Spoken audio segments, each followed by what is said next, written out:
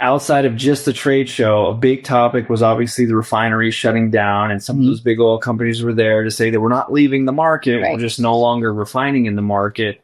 And then 45Z is a big hot topic. There's a ton of confusion on. Sure. If you're trying to break that down to the layman, how would you explain 45Z and what sort of impact that's having on fuel marketers here in the United States? Sure. So 45Z was laid out in Biden's the IRA, and was really not defined very well, which was part of the problem when it came online. But ultimately, it took the place of the $1 biodiesel blenders tax credit, which has been around or was around for quite some time. It was kind of like a zombie credit that just was always around.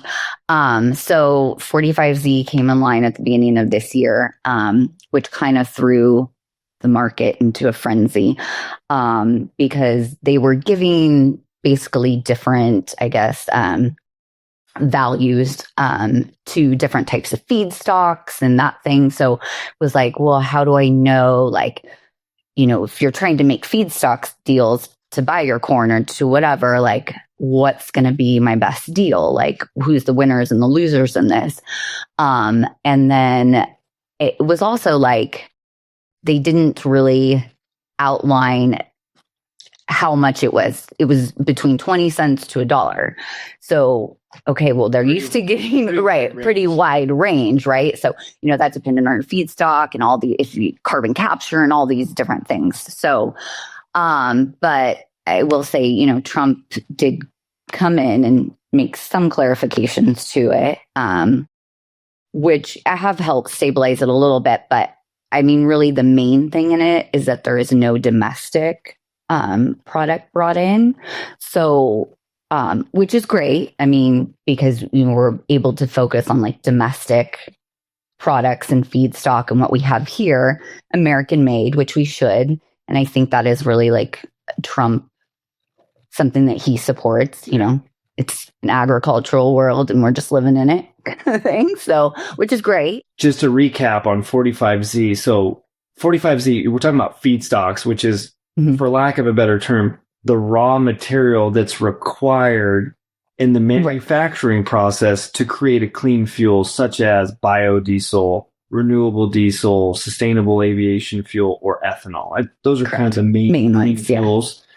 Yeah. And prior to some of the changes in Biden's administration and clarifications from Trump, is that much of the feedstock coming into America was international. And there's definitely a domestic base with your local farmers, which is great. But the change was they didn't want any international feedstock coming in. So now you have a limited amount of supply of your raw material base that's required to make these clean fuels. Right. So Trump comes in, he adds some clarification, still doubles down on the domestic feedstock, that we're pro-domestic feedstock. Right. So it still limits the supply.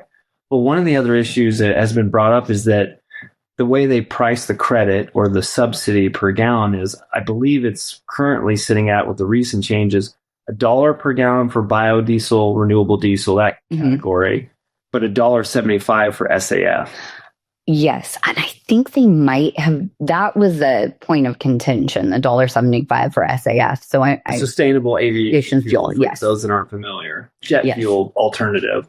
Right. So facilities were like, gonna make my renewable diesel facility or bio into making SAF, right? Which kind of like depletes your bio and renewable market. And you're now dealing with limited supply because you're not bringing in international feedstock. Right. So that paradigm shift has to happen, which, it takes some time and there's an adjustment, but eventually it does happen.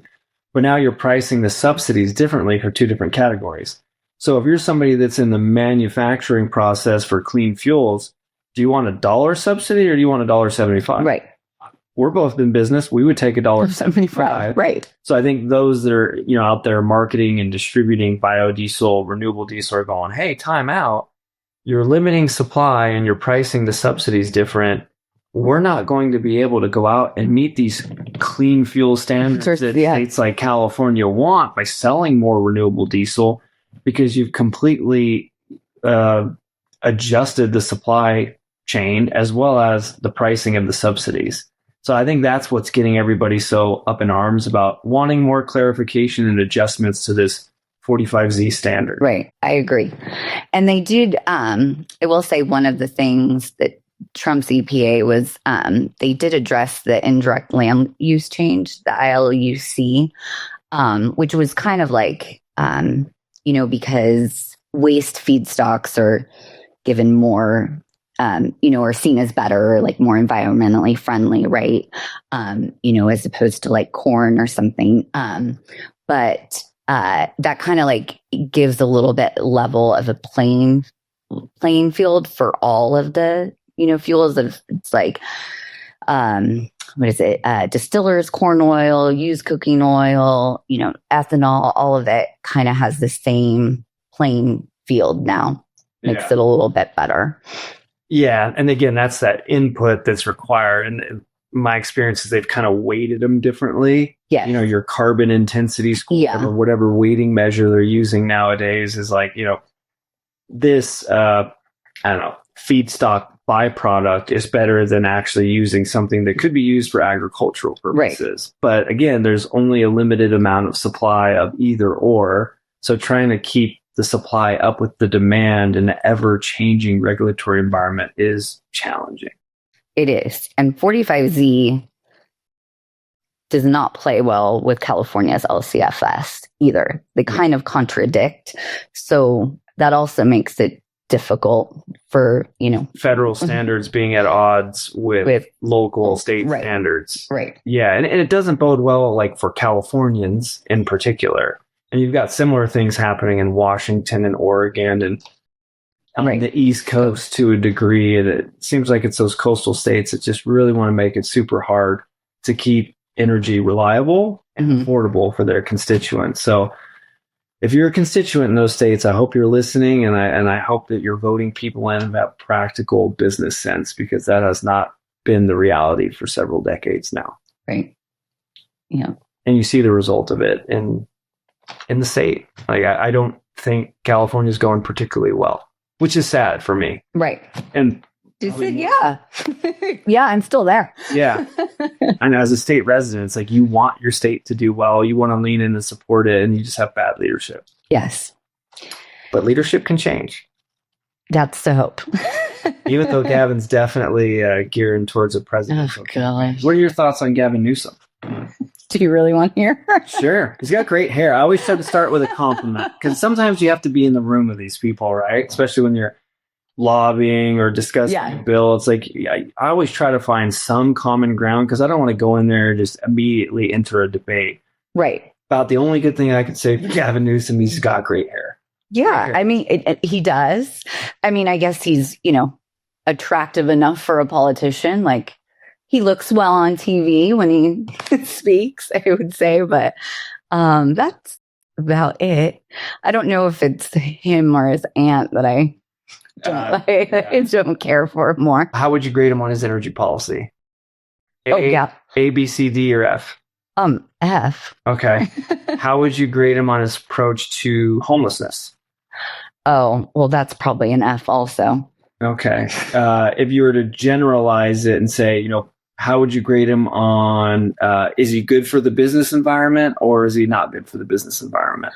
I don't think he's pro-business either. I mean, yeah, I don't see it, but I mean, maybe I'm biased because you're a counselor. Your opinion should matter to Gavin Newsom. So far, you don't agree with him on energy. You don't agree with him on the homeless issue. You don't agree with him that he's not good for business.